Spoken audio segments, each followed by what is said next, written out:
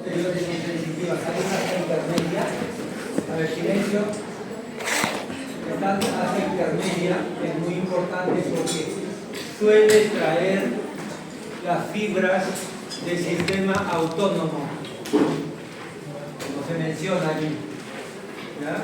Y van a ver en dos tramos, un tramo torácico desde T1, toda la torácica hasta T2, vamos a hablar de la médula, y también un sistema a nivel lumbosacro, lumbar sobre todo, que va L2 y L3.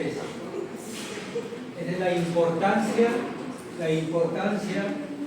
de la asta intermedia. Acá también en el proceso embriológico, como va a irse formando los ganglios. Las astas posteriores o sensitivas van a tener una estación que se llama el ganglio de la raíz dorsal. Es estrictamente sensitivo, que lo verán con mayor detalle, supongo, en anatomía. Profesor. Adelante. Si quiero venir temprano, ahorita yo 3, a las 2 de la tarde voy a cerrar la puerta. Importante tener en cuenta que la médula va a ir sufriendo cambios conforme va desarrollando. La médula va a ocupar todo lo que es el canal espinal formado por las vértebras, ¿no?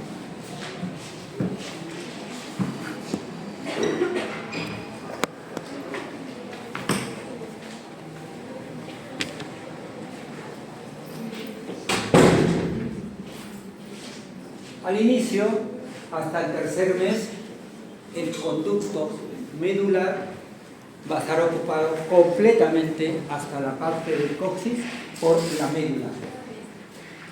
La médula ocupa todo el canal. Pero después, conforme va a ir creciendo, va a ir desarrollando el feto, la médula va a quedar en la parte superior. Sigue creciendo, pero no a la misma velocidad que la parte ósea que forma la columna en el conducto raquídeo. Vamos a tener así pues que en el quinto mes, miren, en el quinto mes de vida intrauterina, la parte última donde termina la médula recibe el nombre de cono medular. Cono medular, ahí está. ¿Sí? Entonces el cono medular va a estar entre S1 y S2. Acá el cono medular llega a la parte última, ocupa todo el conducto. Y cuando en el momento del nacimiento el cono medular, ¿a qué nivel está? Entre L3. ¿Sí? L3. No se olviden. Es una pregunta que suele realizarse. ¿Ya? De ahí los niveles que va ocupando, como dice, cambios posicionales de la médula espinal según el desarrollo intrauterino.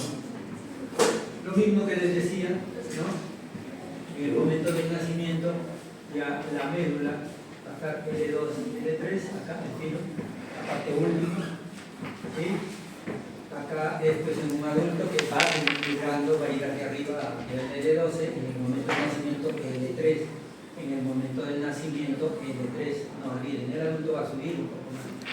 Esto tiene gran importancia en aplicaciones clínicas, por eso es que el anestesiólogo pone con seguridad la anestesia por debajo de L2, generalmente a nivel de L2, L3. Aquí pone la anestesia porque ya no hay médula. ¿Ya? Esa es la importancia. La cola de caballo son todas estas partes, ¿ya? De todas las raíces que están por debajo del filo terminal. ¿Sí? Algunas alteraciones, la oroprosencefalia, no se divide la parte cerebral. Puede ir asociado a algunas malformaciones, suelo preguntar esto. ¿Sí? Acá, por ejemplo, miren toda la parte interna, no se ha dividido el cerebro en los hemisferios. Estas son las características. El encefalocele, protrusión del contenido intracraneal. ¿Ya? Protrusión del contenido intracraneal.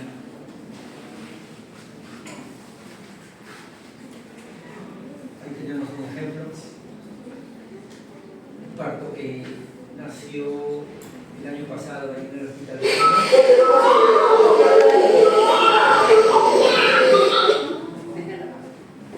¿Qué ven? Dile que ya no vamos a abrir. ¿Qué ven allí? ¿Ya? La cara, la carota, ¿sí? Y ahí hay una protrusión, ¿verdad? ¿Sí? ¿Qué ha pasado? Ha protruido la masa encefálica. Puede protruir, y esto es por defecto del cierre del neuroporo que les hablaba la semana pasada, que pusimos bastante énfasis para que puedan entender. La mayoría de estas malformaciones son incompatibles con la vida. Pueden contener 3 estructuras que vamos a ver.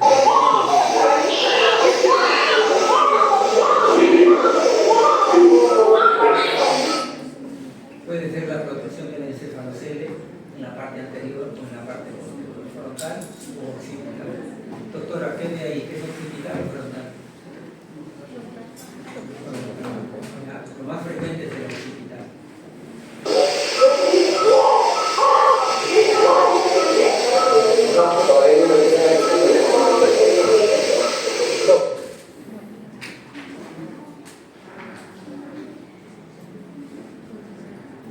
Este es el encefalocele.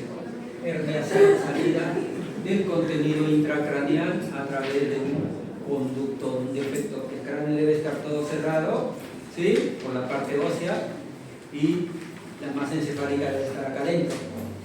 ¿Y qué es lo que pasa? Hay un defecto óseo, hay un hueco, y por ahí protruye.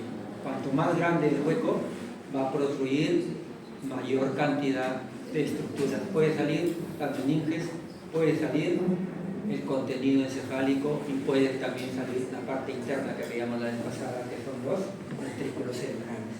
De acuerdo a eso, va a adquirir el nombre. Como dice acá, si sale sobre las meninges, meningocele. Meninges y el encéfalo, meningoencefalocele. Si sale además la parte del sistema ventricular, meningoencefalocele. Ahí está. Parecido acá, ¿no? Lo que vimos en el libro, ¿no? El efecto y la protrusión. Puede salir solamente la parte de las meninges, meningocele, puede salir el cerebro, ¿sí? La masa encefálica. Meningoencefalocele, puede salir el sistema ventricular. Ahí, meningohidroencefalocele. También a veces no se forma el cráneo, a cráneo.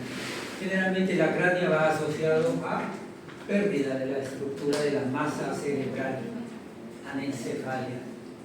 ¿Sí? También recibe el nombre de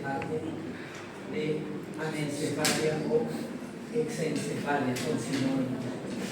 Suelo poner los sinónimos. Acá miren el embarazo general, ¿sí? Con 2 fetos, el feto 1 es el feto que está primero en el canal vaginal, y el feto 2 es el segundo. Aquí miren la carota, esta es una resonancia normal y acá le falta la carota, ¿verdad? Acá hay masa encefálica, pero no hay la parte ósea. Esto va a terminar en una anencefalia, acránea anencefalia. Defectos de la fosa posterior, la parte posterior del cerebro, ¿sí? Donde está el encéfalo, el cerebelo, este es el cerebelo. Acá hay un crecimiento típico, acá es el síndrome de Danny-Walker, que se les suelo preguntar, sus características están allí. Cuando desarrolla, cuando crece excesivamente la parte central, esto, ¿sí? De los ventrículos, cuando se dilata, hidrocefalia, ¿ya? La hidrocefalia. Eso es hidrocefalia, dilatación de la parte interna de los ventrículos cerebrales. Puede ser el tercer ventrículo, el cuarto ventrículo, los ventrículos laterales, ¿sí? El acueducto de Silvio que veíamos la semana pasada. Todo eso puede dilatarse. Y muchas veces la hidrocefalia va asociado a macrocefalia. Lo que vemos ahí es una macrocefalia, ¿sí? La macrocefalia es el crecimiento anormal, exagerado de las estructuras óseas del cráneo. Esa es macrocefalia, ¿sí? ¿Puede haber macrocefalia sin hidrocefalia acá? Claro que sí. La mayoría de hidrocefalia va asociado a macrocefalia. ¿Sí? Entonces lo que estamos viendo es una macrocefalia cuando se hace la radiografía, la tomografía, la resonancia, se ve que todos los ventrículos están dilatados, hidrocefalia. Miren el tamaño de la cara, miren el tamaño del cráneo, diferente, ¿no? Un cráneo pequeño, microcefalia, es decir, menos de 2.5 de duración, igual acá. ¿Ya? Defectos del tubo neural. Acá tenemos que los DTN, defectos del tubo neural, van asociados con un cierre anómalo de pliegues neurales. Pliegues neurales, ¿ya? De la tercera y la cuarta semana. ¿Ya? Tercera y cuarta semana. Puede afectar que acá estamos viendo a nivel de la columna. ¿Cuál es el efecto? Los arcos vertebrales no se han completado, bueno, terminado de cerrarse, ¿sí? Acá, ¿ven? Entonces, lo normal es que los arcos, todo esto cubra. Entonces, ¿qué es lo que va a pasar? Acá va a quedar expuesta la médula. Si el defecto es 2, 3 vértebras, entonces el contenido medular va a proceder. Similar al encefalocele. ¿Qué podemos ver? Puede salir la meninge, entonces meningocele. Puede salir además la médula, el prefijo de médula, mielo. Mielo, meningocele. Y muchas veces acá esto se forma normal, la médula. ¿Sí? La médula no tiene un defecto primario, solamente ha protruido. Cuando protruye puede seccionarse, puede infectarse, puede desecarse, puede lacerarse. ¿Sí? En cambio, en la raquisquisis, ¿qué es lo que ha pasado? La médula, ¿sí? Hay un defecto en el tubo neural, no se cierra. ¿Sí? Hay un defecto, un daño propio en la médula. Eso se llama raquisquisis. Además de que no se cierra la parte posterior del arco vertebral, la médula tiene un daño. Ese se llama raquisquisis. ¿Ya? Algunas veces hay un defecto mínimo solamente en una vértebra y pequeño. Falta el cierre del arco vertebral posterior, pero es mínimo. Y no protruye nada. Pero está el defecto. Entonces eso se llama espina bífida oculta. No sale. Es frecuente. Y acá no tomamos radiografía de la columna lumbosacro, por lo menos uno tiene espina bífida oculta. ¿Sí? Y no sabe, no da molestia, no. Una característica que se diferencia, que es esto lo mismo que vemos, es esto, el mechón característico de la espina bífida oculta. 5% de la población. ¿Sí? Si acá vemos 60, 50, por lo menos hay uno. ¿Sí? Acá está el defecto, miren, no hay el arco vertebral posterior. ¿Sí? Eso es lo que dice ahí. Lo que les decía, la raquisquisis, defecto primario de la columna, aparte que no se cierra, ¿sí? Y asociado acá una cráneo raquisquisis. Cráneo, no se ve la carota, y acá falta la médula. ¿Sí? Acá son meningoceles, espina bífida, ¿sí? Acá ya se laceró. Acá asociado, ¿cómo se llama este defecto? Que viene en el examen. Aquí no va, ¿verdad? No va, lo vimos la semana pasada, ahora vamos a ver lo del tronco que ya habíamos visto. Vamos a ver la biología de las meninges. Las meninges son tres. Son una parte más dura que protege al cerebro, ¿verdad? Al encéfalo en general, y la médula también. ¿Cuándo se forman? ¿De dónde procede? Cresta neural. No lo olviden. ¿Ya? Y se van a formar entre el día 20 a 35, más sobre todo a partir de la cuarta semana. ¿Ya? Van a migrar hasta rodear todo el tubo neural y van a formar las meninges. Ahí vemos las meninges, ¿sí? Cómo se va a ir desarrollando. La semana pasada les hablaba de la importancia de las granulaciones, ¿ya? De las granulaciones aracnoideas, ¿por qué eran importantes?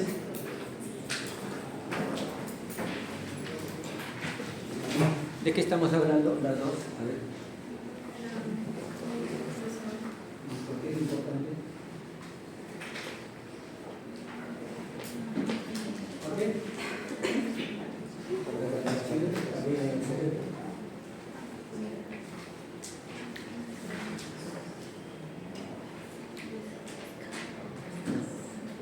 ¿Cuándo aparece la meninge?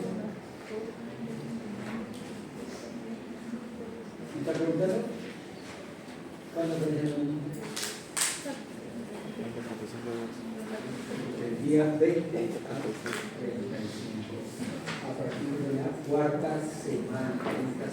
¿Cuáles son las meninges que están adheridas al sistema nervioso central? ¿Quién es?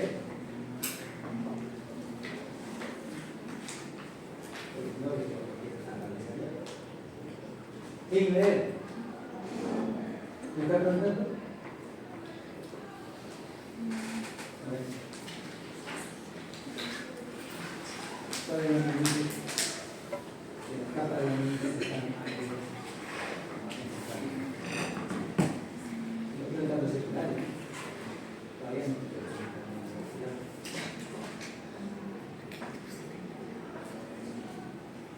¿Usted? Quizás.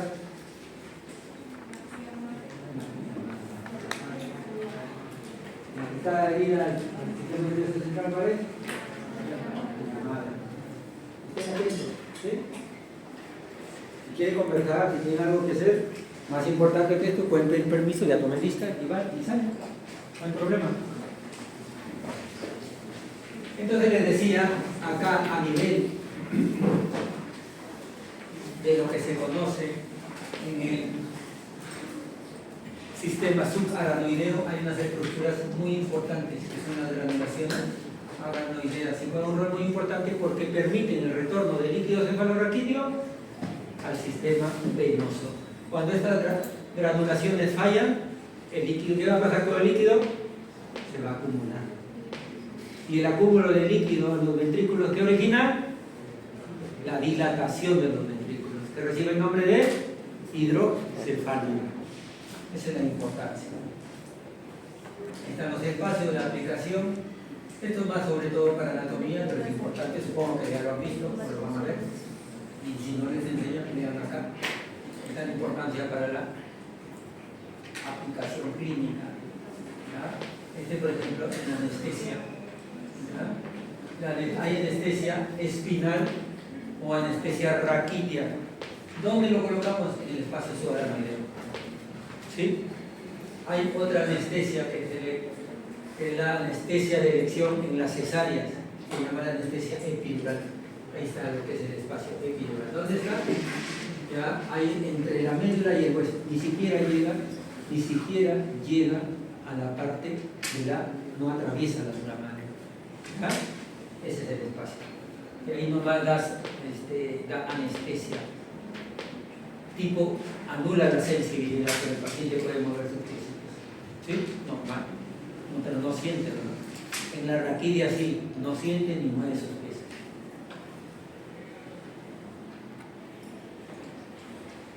El tallo cerebral está integrado, o tronco cerebral, por el mielencéfalo. ¿Qué es el mielencéfalo? El bulbo raquídeo, el puente del metencéfalo. ¿Cuál es el puente del metencéfalo? La protuberancia, puente varolio, y el mesencéfalo. ¿Sí? Todo el tallo, lo que vemos.